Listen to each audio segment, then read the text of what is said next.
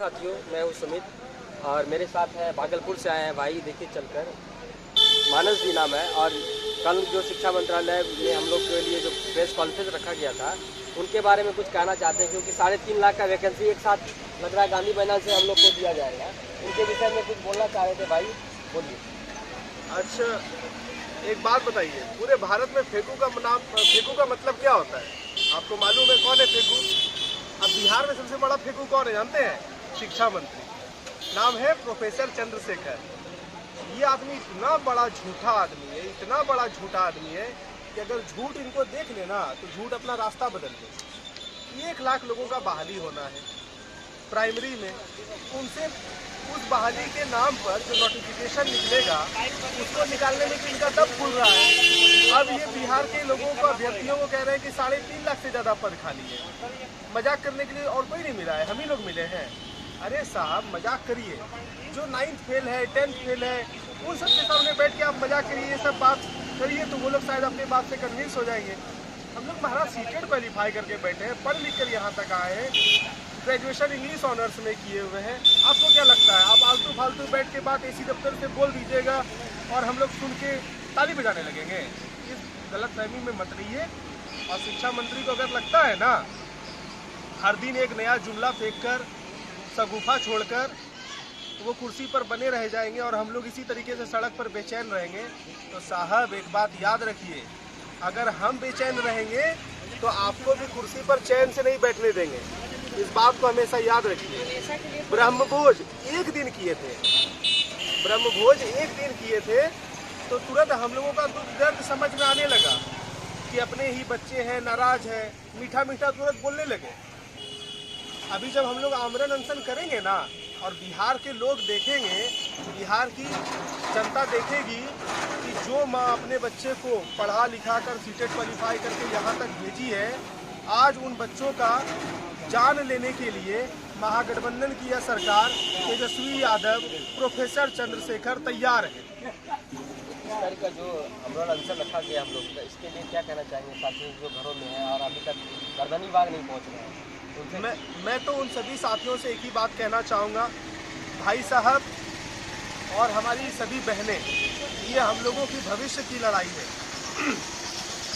3.5 साल जो हम लोग मेहनत किए हैं उसको सफल बनाने के लिए हम लोग ये 5 से 10 दिन जो है अपना, अगर आमरण अनशन सैकड़ों की संख्या में यहाँ लेट कर चला लिए तो यकीन मानिए प्रोफेसर चंद्रशेखर इसी कमरे में बैठ के बौखलाहट उनको हुआ था ना ब्रह्मभोज से, आप देखिए कि वो यहाँ गर्दनी बाग में आके हाथ पैर जोड़ने लगेंगे कि मत करिए, चलिए हम आपका सारा बात मान लेते हैं। लेकिन एक और बात बोलना चाहते हैं, कोई बोल रहे हैं कि 4 से 5 बैठेंगे आमरण अनशन में।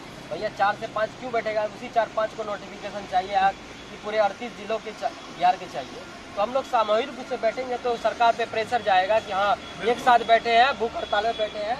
एक अपोजिशन में बीजेपी है, पता है ना, जब सेंट्रल में रहते हैं तो अलग ही किरदार में होता है, जब अपोजिशन में जाते हैं तो उनका किरदार और लंबा और चौड़ा हो जाता है, आक्रामक हो जाता है। आपको पता है ना कि बीजेपी आज केंद्र में अगर सत्ता में है तो मीडिया मैनेजमेंट के दम पर है। अगर अभी हम लोग इस प्रकार का कोई भी काम करते हैं जिससे कि ये मैसेज जाता है कि महागठबंधन की सरकार की वजह से यहाँ के क्वालिफाइड अभ्यर्थी सड़क पर लेटने और मरने के लिए तैयार हैं, अन्न जल त्यागने को मजबूर हैं, तो वो और उनका पूरा मीडिया, पूरा IT सेल महागठबंधन को इतना डिफेम करेगा कि बिहार में वो दोबारा खड़ा नहीं हो पाएंगे। बात बाकी महागठबंधन के जो सर्वा है लालू यादव जी, उनका इमेज जो पुराना जो ढक दिए थे हम लोग, उसको निकालने में ज़्यादा वक्त नहीं लगेगा। अगर एक बार शिक्षक समाज, पढ़ा लिखा समाज उन चीज़ों को जनता के बीच में बताना शुरू कर दिया ना, तो तेजस्वी यादव कहाँ होंगे आप इसका अंदाजा नहीं लगा सकते। इसलिए सबों से मेरा विनम्र आग्रह है कि अपनी ताकत को पहचानिए, संख्या बल दिखाइए। एक बार आप 5 से 10 दिन सैकड़ों की संख्या में यहाँ लेटिए, देखिएगा फिर ये सरकार सामने से नोटिफिकेशन लेकर आएगी गर्दनी बाग। ये लीजिए साहब, धरना तोड़ दीजिए, आमरण अनशन तोड़ दीजिए और कट ऑफ डेट भी जारी करके जाएगी। नेता है ना, आज नेता कह रहा है 3 लाख बहाली, इसका क्या मतलब है कि वो इंडायरेक्टली करिए हम सीटेट दिसंबर को लेंगे। यही नेता कल कह रहे थे कि 22 नहीं टपेगा बहाली आ रहा है, 22 नहीं टपेगा नोटिफिकेशन आ रहा है, यही नेता कह रहे थे ना। इनको जैसे आप डराइएगा 2 मिनट लगता है इनको स्टेटमेंट बदलने में। डर से, वोट बैंक का जो डर होता है ना, और डिफेम वाला जो मार्केटिंग करने का डर होता है, वो बहुत खतरनाक होता है। एक बार आप करके देखिए, यही शिक्षा मंत्री 3 लाख गिना रहे थे ना, यही कह के जाएंगे नहीं पहले 1 लाख लोगों का कर देते हैं, इन लोगों को नौकरी देते हैं, फिर बाकी लोगों को हम लोग देते रहेंगे समय समय पर नोटिफिकेशन निकालकर। अपनी ताकत को पहचानिए, एकजुट होइए, गर्दनी बाग आइए। चैलेंज है, मेरा वादा है आप लोगों से, आप लोग साथ आकर दिखाइए, उसके बाद देखिए नोटिफिकेशन कैसे आता है। और विशेषकर महिला शिक्षक साथियों से भी मेरा विशेष आग्रह होगा कि आप लोग भी आइए, अपनी ताकत को दिखाइए। माननीय मुख्यमंत्री जी को बताइए कि जिस महिला सशक्तिकरण की बात वो हर दिन जपते रहते हैं, वो महिला आज यहाँ अन्न जल त्याग कर लेटने को मरने को मजबूर है माननीय मुख्यमंत्री नीतीश कुमार की वजह से। और अभी मुख्यमंत्री नीतीश कुमार जी का हाल 40 पर गया है ना। अगर आप महिला आकर यहाँ लेट जाएंगी ना सैकड़ों की संख्या में, तो 4 भी नहीं आएगा उनको। माननीय मुख्यमंत्री जी भी कहीं से मुखिया के लिए खड़े हो जाएंगे ना, तो उसमें भी नहीं जीत पाएंगे। वो तो पार्टी पॉलिटिक्स है, जो लोग एक जो है उनको एक चेहरा बनाकर प्रेजेंट किया हुआ है।